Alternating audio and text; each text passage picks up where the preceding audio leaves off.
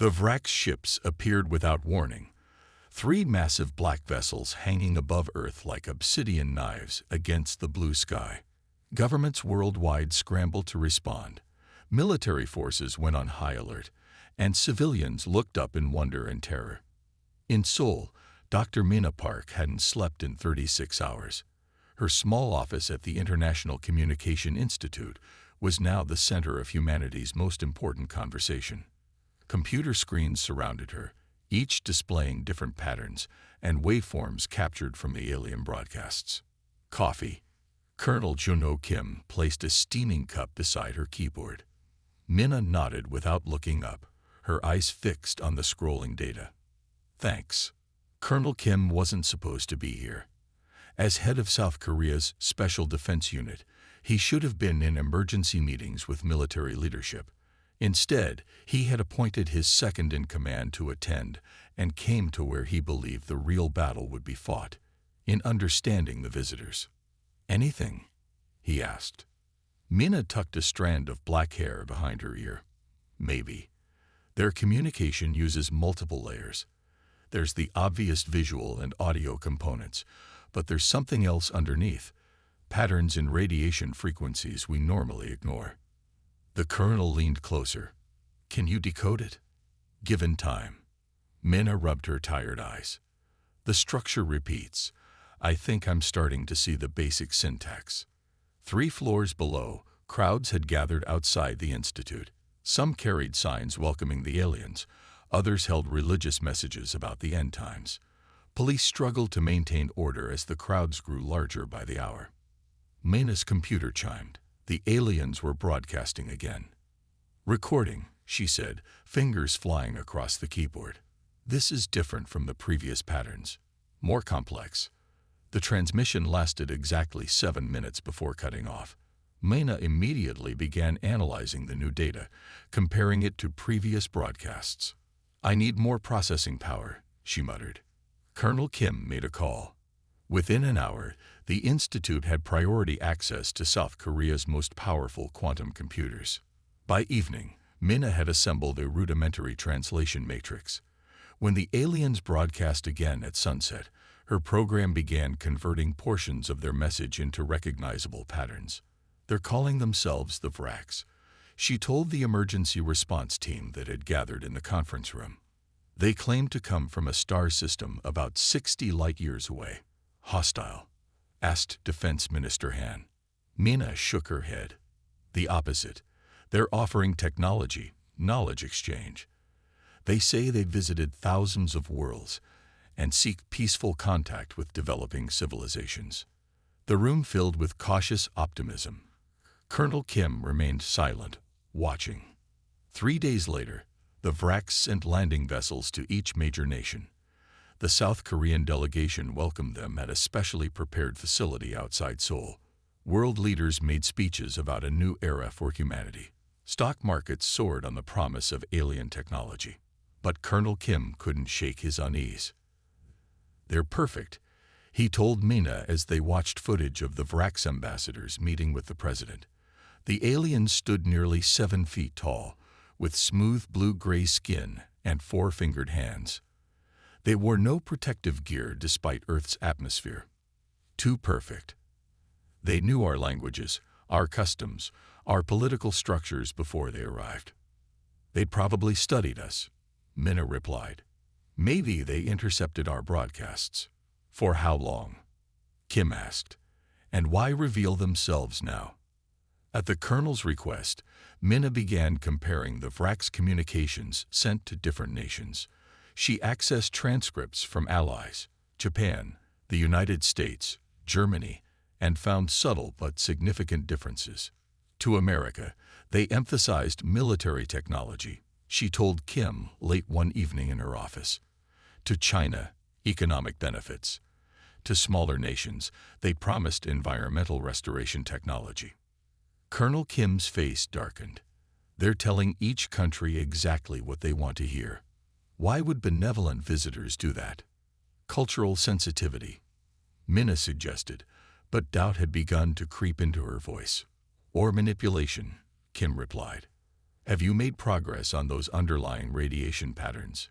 Mina nodded. I'm close. The quantum computers are helping, but it's like trying to translate a language that uses colors we can't see. A week after first contact, the Vracs began sharing technological insights. They provided designs for more efficient solar cells to European nations. They helped India develop water purification systems. To Korea, they offered advances in semiconductor technology that would revolutionize electronics. Scientists worldwide celebrated these gifts. Politicians spoke of a new golden age. Only a few, like Colonel Kim, continued to ask questions.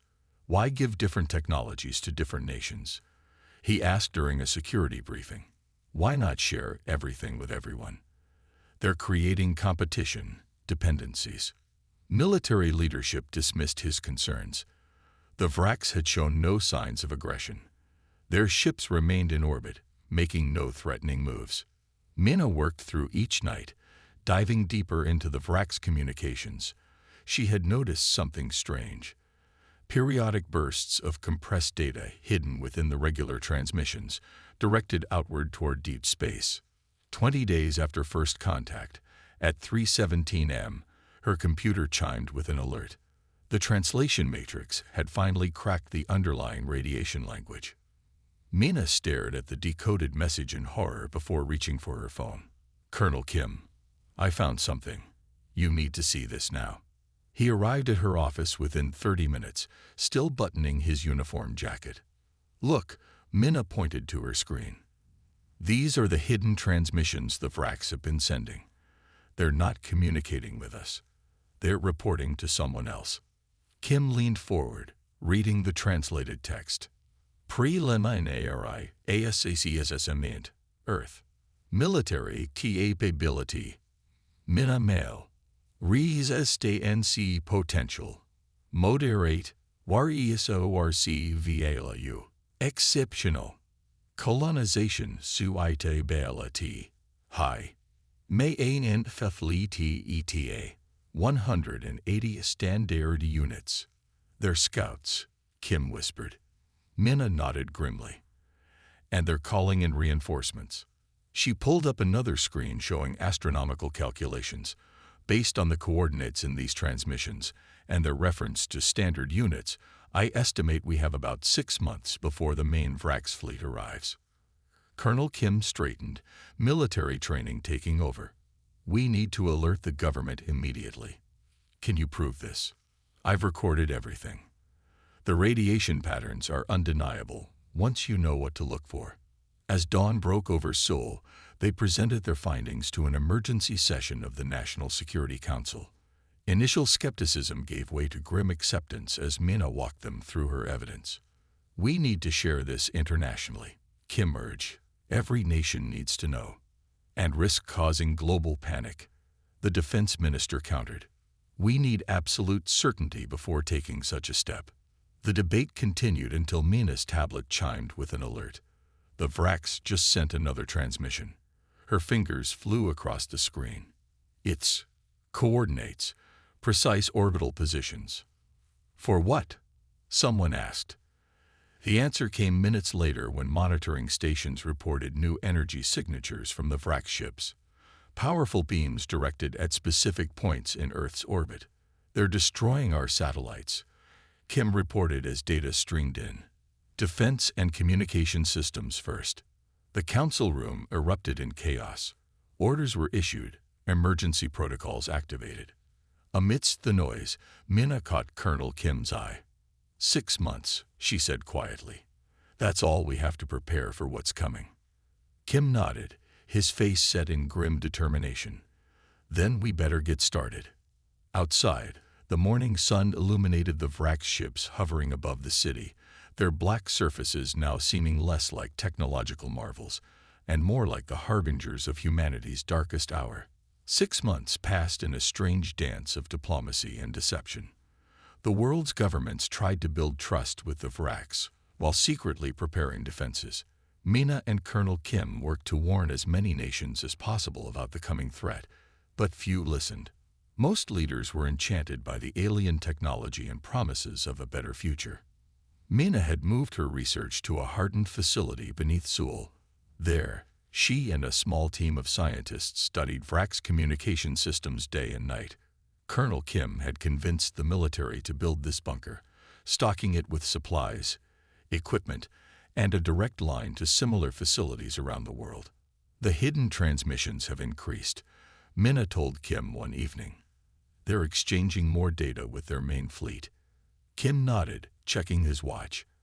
Our satellites estimate their fleet will arrive within days. Do you think we're ready? Mina asked. Kim's face remained expressionless. No, but we'll fight anyway. The attack came at dawn on a Tuesday. No warning, no declaration of war. The 3 scout ships that had orbited Earth for 6 months suddenly activated weapons systems that had remained hidden until that moment. They struck military bases first, then communications towers, power plants, and government buildings. Mina was awakened by the bunker's alarm system. The ceiling shook as something massive exploded above ground. She rushed to the control center, where screens showed chaos unfolding across the planet. The main Vrak's fleet arrived an hour ago. An officer reported, her voice shaking. Thousands of ships. They're attacking every major city simultaneously. On the screens, Seoul burned.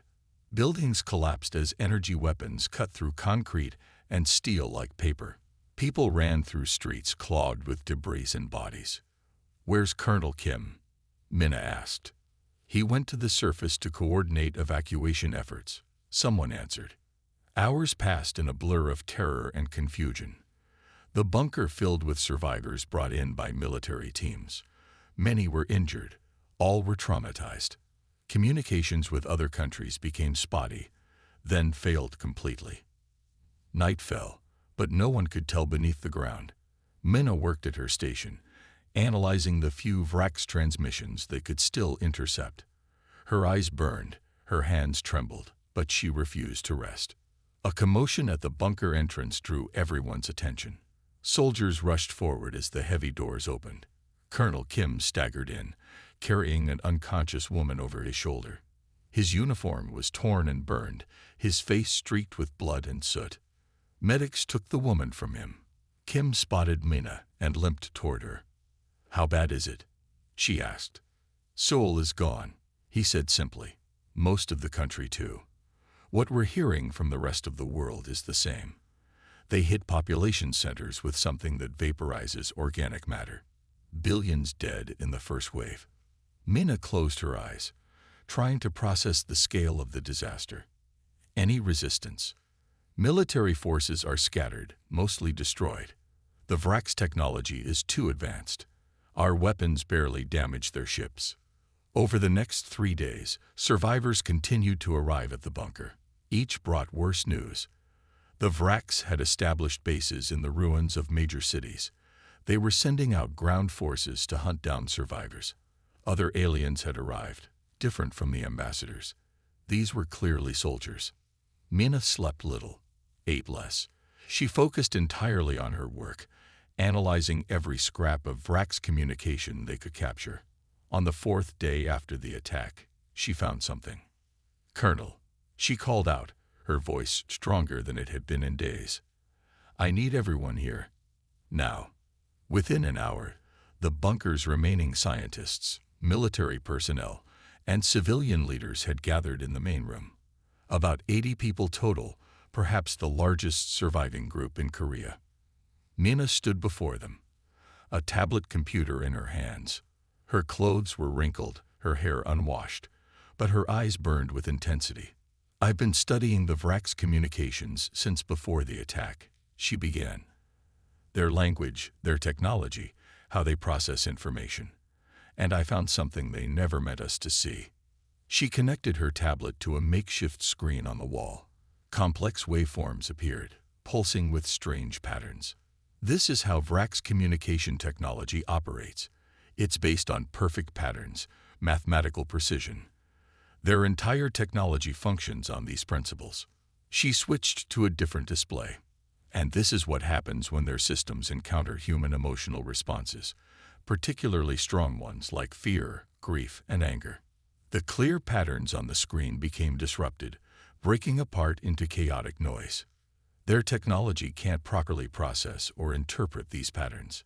Human emotions, especially intense ones, register as disruptive noise in their systems. It confuses them, creates errors in their processing. A scientist raised his hand. How did you discover this? When they attacked, their ships broadcast victory messages. But when their sensors recorded human panic and terror, their transmissions became garbled. I've analyzed dozens of similar instances. The pattern is clear. Colonel Kim stepped forward. Are you saying human emotions disrupt their technology? Yes, not just emotions, but the energy patterns our brains generate when experiencing strong feelings. The Vraks evolved differently. They process information in rigid, structured ways. Our emotional responses are alien to them, literally. Their systems can't filter or interpret these patterns properly. The room fell silent as people absorbed this information.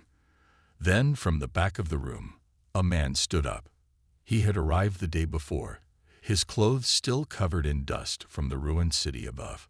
Then we give them chaos, he said, his voice deep and steady. We give them all the grief and rage and horror they've created. We turn our pain into a weapon. Murmurs of agreement spread through the crowd. For the first time since the attack, people straightened in their seats, eyes brightening with something other than fear. How do we do that? Colonel Kim asked Mina. Practically speaking. Mina set down her tablet. We need to build devices that can amplify and project human emotional patterns, like EMP weapons, but calibrated to human brainwaves. We have some of the equipment here. We'll need more. We'll need to coordinate with other survivor groups, Kim added, if any still exist. Our long-range radio still works, a communications officer said. We've made contact with bunkers in Japan and parts of China. There are survivors. Mina looked around at the faces watching her, tired, afraid, but now showing the first faint signs of hope. The Vraks think they understand us, she said. They studied our technology, our languages, our social structures. But they never understood what makes us human. Our emotions seemed primitive to them, inefficient. They never imagined those emotions could be their undoing. Colonel Kim nodded slowly. How soon can you build a prototype? With the right help, a week, maybe less. Then let's get started. We have a planet to take back. For the first time in days, the bunker hummed with purposeful activity. People organized into teams, checking inventory, repurposing equipment, sharing skills. The sound of tools and voices filled the air. In her makeshift lab, Mina began sketching designs, her hands steady at last. Outside, the world still burned, but beneath the ashes, something unexpected was taking root. Resistance. 1 year had passed since the Vraks turned Earth's greatest cities to ash. 1 year of hiding, surviving, and learning to fight back. The mountains of what was once called Gangwon Province now held humanity's best hope. A resistance base dug deep into the rocky terrain. Colonel Kim stood at the entrance, watching as the morning fog rolled through the valley below. Behind him, the cave system stretched for miles, housing nearly 400 survivors. What had begun as a desperate escape from Seoul had grown into something more, the beginning of a real resistance. Patrol Team 4 is returning, said Gio, a former university student who now served as Kim's most reliable scout. They have new people with them. Kim nodded.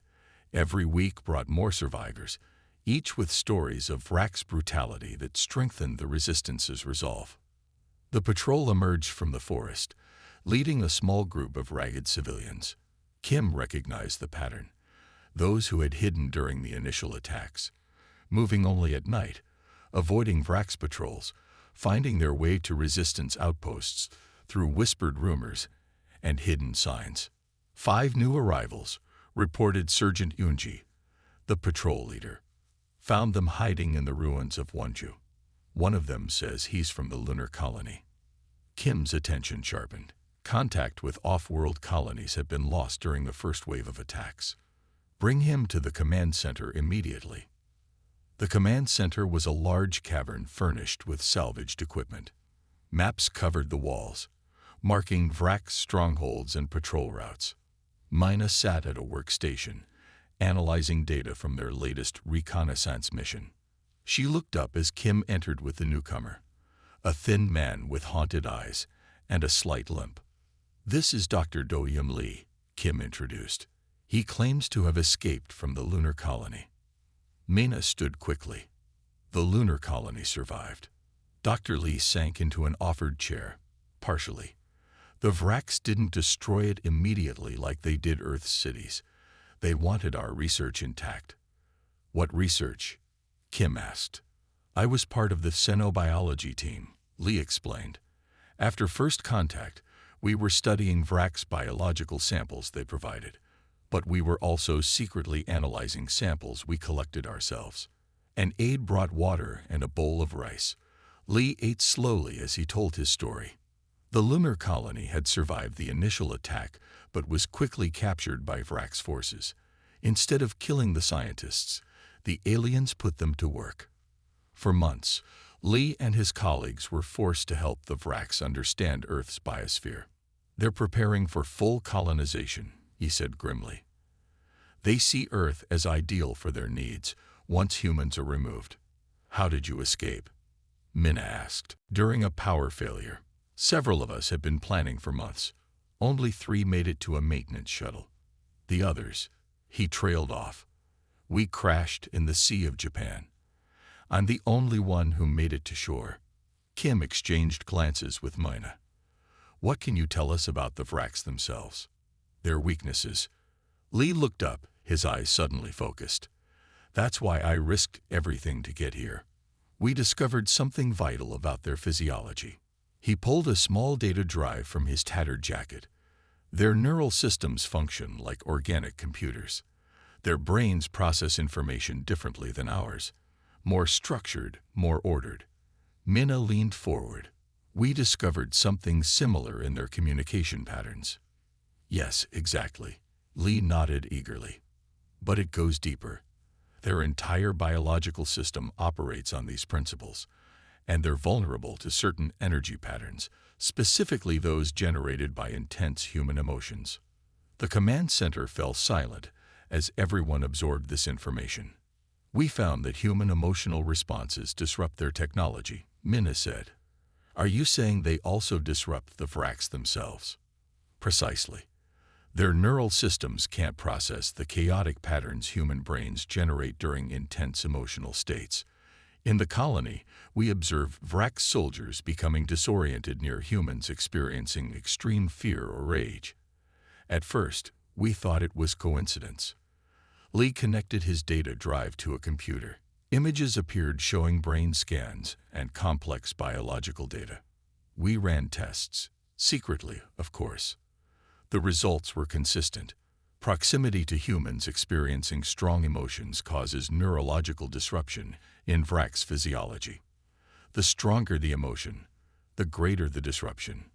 Colonel Kim studied the data. "This confirms what we've been developing." "Mina, show him the prototype." Mina led them to her laboratory in a smaller adjacent cave. Equipment salvaged from universities and hospitals filled the space. At the center stood a device that resembled a satellite dish connected to a complex array of electronics. "We call it the emotion amplifier," she explained. "It captures and amplifies the neurological patterns generated by human emotional responses, then projects them as focused energy waves. We've had limited success disrupting Vrak's communication systems," Kim added, "but we've never had a chance to test it on the Vraks themselves." Dr. Lee examined the device with growing excitement. "This could work, but you need a more precise calibration. With my data on Vrak's neural patterns, we could dramatically increase its effectiveness." "How quickly can you help us modify it?" Kim asked. "Give me a week with Dr. Park's team." For the next 7 days, Mina and Lee worked tirelessly, refining the amplifier design. Other scientists joined them, contributing expertise and ideas. They barely slept, driven by the possibility of finally having a weapon that could hurt the invaders. While the scientists worked, Colonel Kim planned their next move. They needed to test the improved device against actual Vracs, not just their communication systems. "There's a small Vracs outpost 10 kilometers east," he told his officers. "3 ships, minimal ground forces. They're using it as a relay station for their patrols." "Too heavily guarded for a direct assault," Sergeant Yunji objected. "We don't need to destroy it," Kim replied. "We just need to test our new weapon. And if possible, capture some of their technology." When Mina and Lee announced the amplifier was ready, Kim selected a small strike team, 20 of his best fighters, all veterans of previous raids against the Vracs. They called the weapon the Fury Protocol now, a name that had emerged from late-night discussions about turning human rage into a weapon. The device itself had been made portable, mounted on a small cart that 2 people could pull. The team moved out at night, using the forest for cover. By dawn, they were positioned on a ridge overlooking the Vracs outpost. 3 small ships and a prefabricated structure, surrounded by a glowing energy barrier. 6 Vracs visible on patrol, reported Jiho, lowering his binoculars. "Standard pattern. The barrier cycles every 15 minutes. Colonel Kim nodded. "We wait for the next cycle. Then Mina activates the device. Team 1 moves in during the confusion. Remember, we want to capture, not destroy." Mina and Dr. Lee made final adjustments to the Fury Protocol device. Around them, the strike team prepared their weapons, mostly salvaged Vracs technology, modified by the resistance engineers. "It's ready," Mina said finally. "But we need a strong emotional response to power it." "That won't be a problem," Kim said quietly. "Everyone here has lost someone to the Vracs." The team gathered around the device. Lee explained what they needed to do. "Focus on your strongest emotions, grief, rage, whatever drives you to fight. The device will amplify and direct these neurological patterns." At Kim's signal, they began. Each person focused on their personal pain. Homes destroyed, families lost, a world in ruins. Mina thought of her parents, who had been in Busan when the Vracs struck. Lee remembered his colleagues who died during his escape. The device hummed, then emitted a high-pitched whine as it powered up. A barely visible wave pulsed outward, directed at the Vracs outpost. The effect was immediate and dramatic. The energy barrier flickered and failed. The patrolling Vracs stumbled, some falling to their knees, others making strange keening sounds. "Now," Kim ordered. Team 1 rushed forward, using the Vracs' disorientation to breach the perimeter. Gunfire erupted as some of the aliens recovered enough to fight back, but the advantage was clearly with the humans. Mina watched through binoculars, heart pounding as the battle unfolded. Within minutes, the resistance fighters had secured the outpost. The Vracs who hadn't been killed were incapacitated, writhing on the ground as if in severe pain. "It worked," Lee whispered beside her. "It actually worked." Kim's voice crackled over the radio. "Outposts secured. We've captured a scout ship intact. Bringing it in. Prepare the landing area." 3 hours later, a Vracs scout ship hovered over the hidden entrance to the resistance base. Carefully guided by captured Vracs control systems, it descended into a large cavern that had been prepared for just this purpose. As the ship powered down, the resistance gathered around it. For the first time since the invasion, they had captured intact Vracs technology. Not just weapons or communication devices, but an actual ship. Colonel Kim stood beside Mina and Dr. Lee as engineers began examining the vessel. "With this," he said, "we can finally take the fight to them." Mina nodded, already thinking about how the ship's components could enhance the Fury Protocol. This is just the beginning. Around them, faces that had known only fear and survival for a year now showed something new. Hope. 3 months of tireless work had transformed the resistance base. The captured Vracs scout ship provided technology they had only dreamed of understanding. Engineers had dismantled it piece by piece, learning how each component functioned. Scientists studied the propulsion system, the weapons, and most importantly, The communication array. In Mina's laboratory, something remarkable was taking shape. Components from the Vrax ship were connected to the original Fury protocol device, creating something entirely new. Dr. Lee worked alongside her, his knowledge of Vrax physiology proving invaluable. "Hand me that converter," Mina said, not looking up from her work. Her fingers moved with precision despite her exhaustion.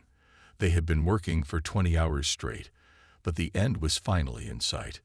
Lee passed her the component, a strange crystalline structure that glowed with inner light. "Will it handle the power surge?" "It has to," Mina replied simply. Colonel Kim entered the laboratory, accompanied by Yubin, a former satellite communications specialist who had joined the Resistance 6 months earlier. Yubin had become essential to their operation, establishing contact with other resistance groups around the world. "How close are we?" Kim asked. Mina connected the final wires to the device. It was larger than the original prototype, with a central core made from Vrax technology surrounded by human-built components. "It's ready," she said, stepping back to survey their creation. "The enhanced Fury protocol. It's 10 times more powerful than our previous version." "And the broadcast capability?" Kim asked. Yubin stepped forward. "I've reprogrammed the ship's communication array. It can transmit the signal to other resistance cells that have built receiver nodes.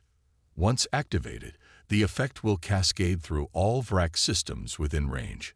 "How many resistance groups are confirmed?" Lee asked. 17 major cells across 5 continents, Yubin replied. "Japan, Australia, Brazil, Canada, parts of Europe and Africa. Each has built receiver nodes based on our specifications." Kim nodded, his face showing the gravity of what they were about to attempt.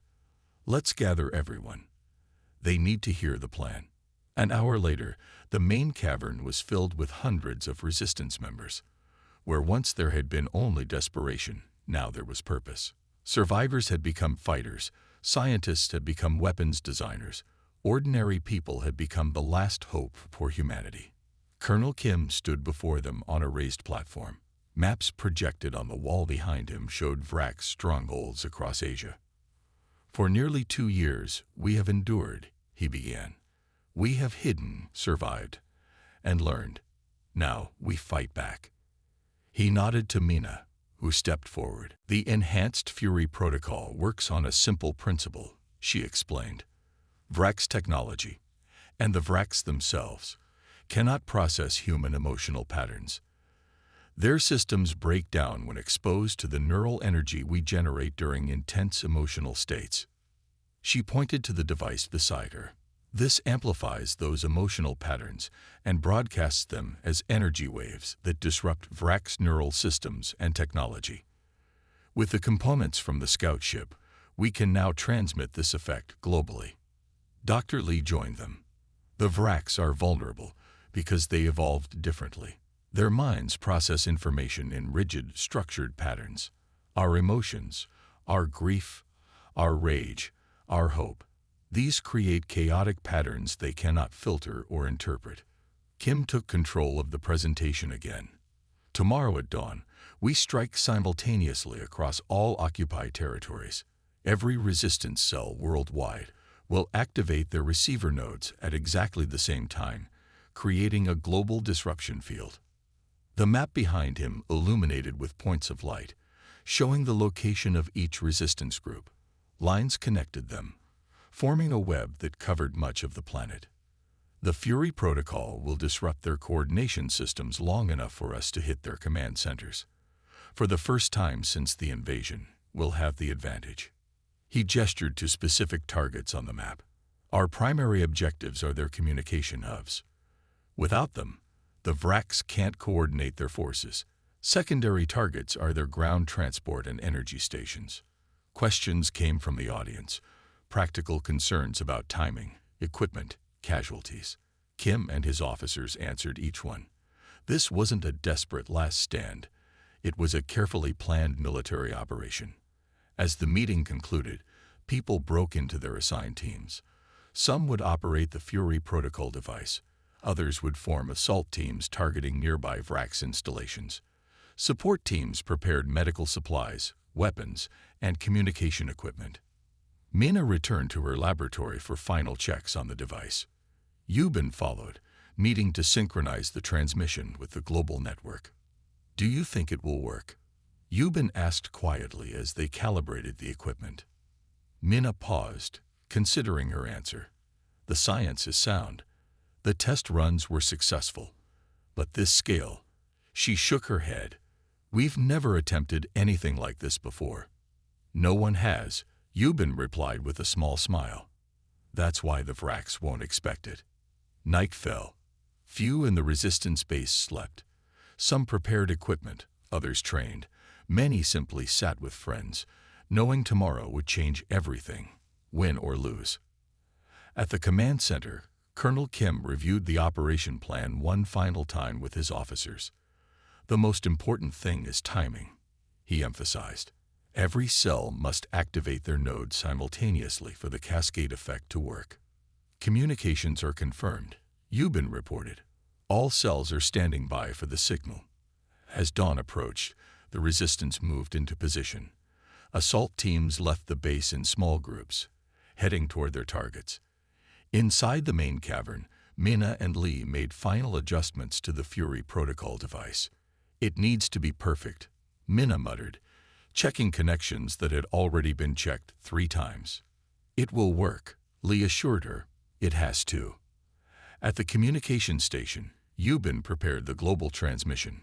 Years earlier, she had worked for Korea's largest telecommunications company. Now she was about to send the most important signal of her life. Colonel Kim stood in the center of the command center, watching the countdown clock. 5 minutes remained until the coordinated attack would begin. "Status report," he ordered.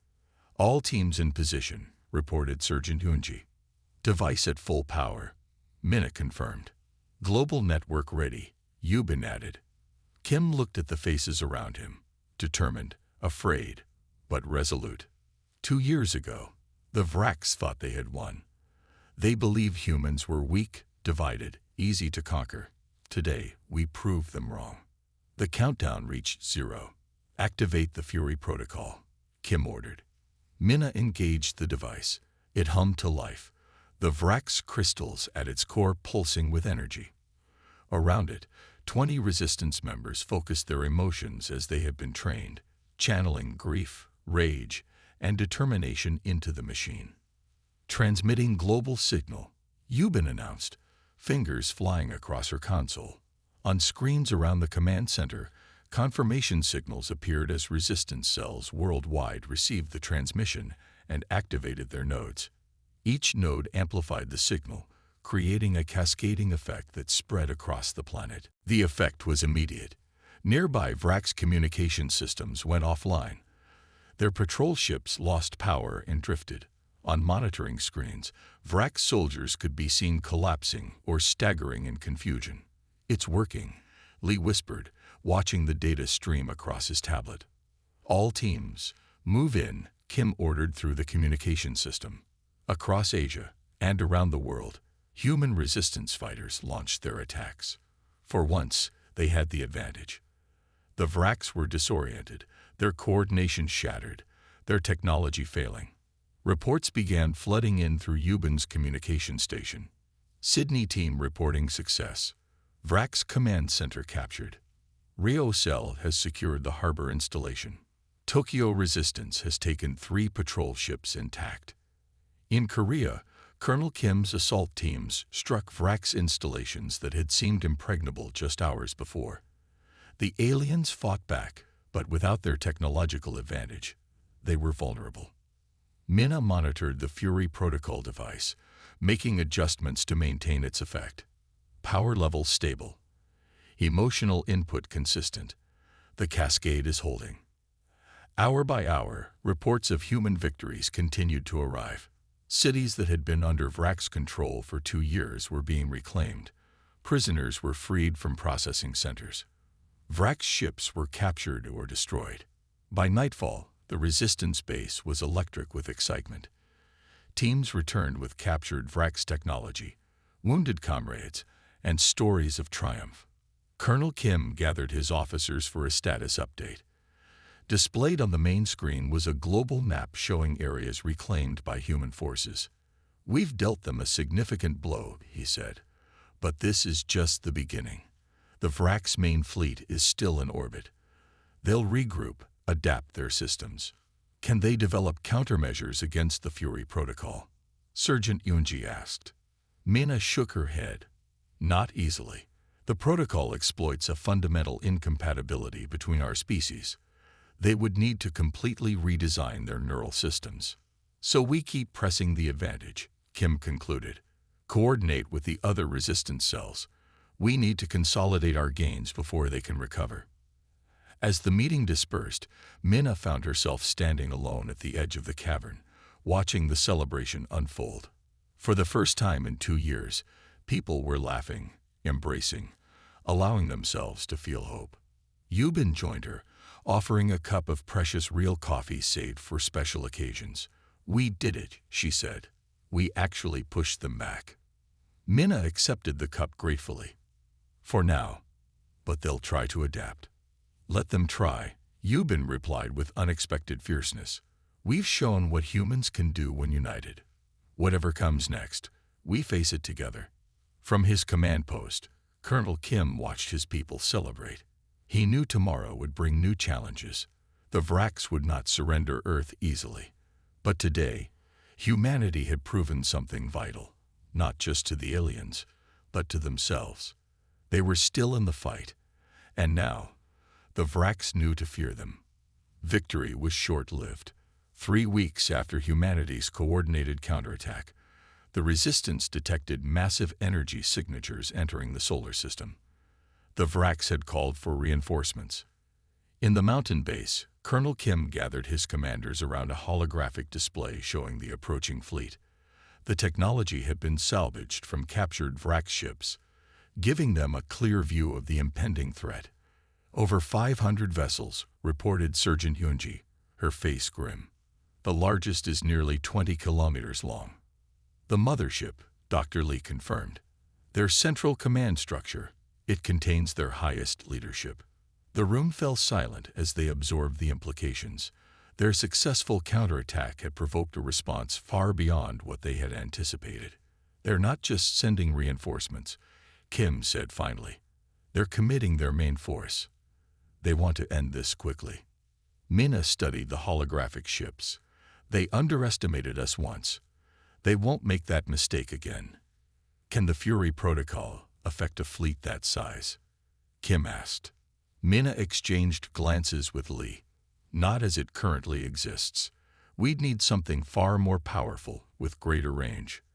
We need to coordinate with the other resistance cells," Yubin suggested.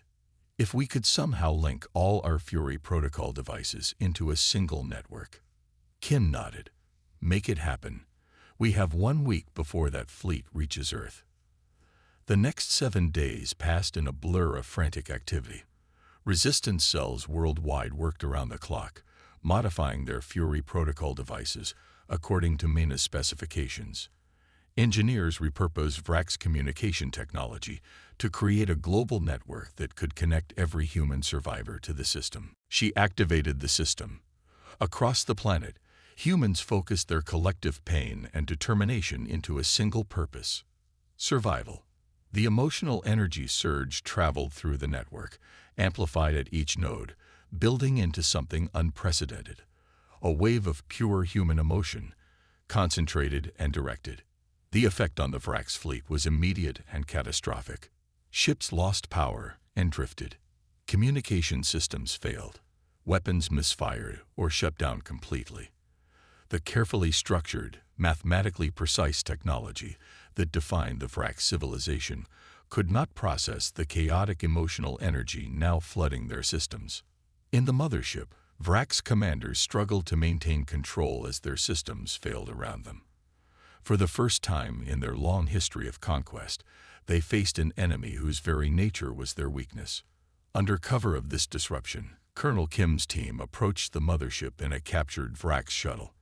With the vessel's defensive systems offline, they docked undetected at a maintenance port. "We're in," Kim reported through the communication link, moving to Phase 2. Inside the mountain base, Minna, Lee, and Yubin monitored the global situation. Reports flooded in from resistance cells worldwide. Australia node reporting complete VRAX systems failure in our sector. European coalition confirms VRAX ground forces incapacitated. African resistance has captured 3 destroyer-class vessels intact. But the mothership was beginning to adapt. Its central systems, more sophisticated than those of the regular fleet, were developing countermeasures against the disruption. "They're creating buffer systems," Lee warned, watching the data streams. "The effect is weakening on the mothership." Yubin checked the communication link. Colonel Kim's team is still proceeding toward the command center. 12 minutes to target. Minna made quick calculations. "We need to increase the intensity. Tell all nodes to focus specifically on the mothership. Channel everything we have." Throughout the resistance network, the order was relayed. Thousands of survivors directed their emotional energy toward the massive vessel hovering above what had once been Seoul. Inside the mothership, Colonel Kim's team fought their way through corridors filled with disoriented VRAX soldiers. The aliens moved sluggishly, their neural systems overwhelmed by the emotional disruption field. "Command center ahead," reported Sergeant Yunji, checking a captured VRAX datapad. "Heavy security, but they're affected by the field." Kim checked the portable Fury protocol device they carried. "Once we reach the central chamber, we activate this directly. The leadership caste will be unable to function." As they approached the final security barrier, the effects of the global disruption began to fade. The mothership's systems were adapting faster than anticipated. "They're bringing weapons back online," warned a team member. Kim contacted the base. "Minna, we need more time." "They're adapting." Back at the mountain base, Minna heard the urgency in his voice. She turned to Yubin and Lee. "We need to overload the system. Channel everything through the primary node. Our node." "That could burn out the entire network," Lee cautioned. "It could also kill anyone connected directly to this node," Yubin added quietly. Minna nodded grimly. "I know. Clear the room. I'll handle it alone." "No," Lee said firmly. "We do this together." Yubin nodded her agreement. All or nothing. The 3 of them disconnected the safety protocols that limited the energy flow through the primary node. Warning alarms blared as the system began to overload. "Channeling all global nodes through our position," Yubin confirmed, fingers flying across the controls. "Energy levels at 300% of maximum design capacity. Redirecting the entire output to the mothership," Lee added. Minna placed both hands on the central core of the Fury protocol device, initiating final search. The device glowed with blinding intensity as it channeled the emotional energy of humanity's survivors. Pain shot through Minna's body as the system used her as a conduit, but she maintained her grip. Aboard the mothership, Colonel Kim's team felt the renewed wave of disruption hit. The VRAX soldiers around them collapsed completely, their neural systems overloaded. Security barriers failed, doors opened, and the path to the command center cleared. "Moving in," Kim reported, leading his team forward. The central chamber of the mothership was vast, filled with VRAX leadership caste members. Unlike the soldiers, these VRAX were larger, with enhanced cranial structures that housed their more sophisticated neural networks. As the human team burst in, the VRAX leaders were already reeling from the global disruption field. Kim activated the portable Fury protocol device, directing its output specifically at the leadership caste. The effect was beyond anything they had witnessed before. The VRAX leaders convulsed, their neural systems completely overwhelmed by the raw emotional energy. For the first time, the aliens experienced something entirely foreign to their species: fear. Through the still open communication link, Kim heard alarms blaring at the mountain base. "Status report," he demanded. Yubin's voice came through, strained with effort. "System at critical overload. We've redirected everything to your position." You have maybe 2 minutes before burnout. Kim understood what they had done, sacrificed themselves to give his team this chance. He turned to Sergeant Hunji. Set the device to overload. Target their central navigation system. As his team rigged the portable device, Kim accessed the mothership's communication array. Using Vrak's technology against them, he broadcast a message to the entire fleet. This is humanity. You came to our world bringing death. You thought us weak. You were wrong. Leave now, or be destroyed. The portable Fury protocol device was now connected directly to the mothership's control systems. When it overloaded, it would send a surge of human emotional energy through every system on the massive vessel. 30 seconds to overload, Yumji reported. We need to go. Kim led his team toward the escape route they had planned. Behind them, the Vrak's leadership remained incapacitated, unable to countermand the retreat order that was now spreading through their fleet. As Kim's team reached their shuttle, the portable device detonated.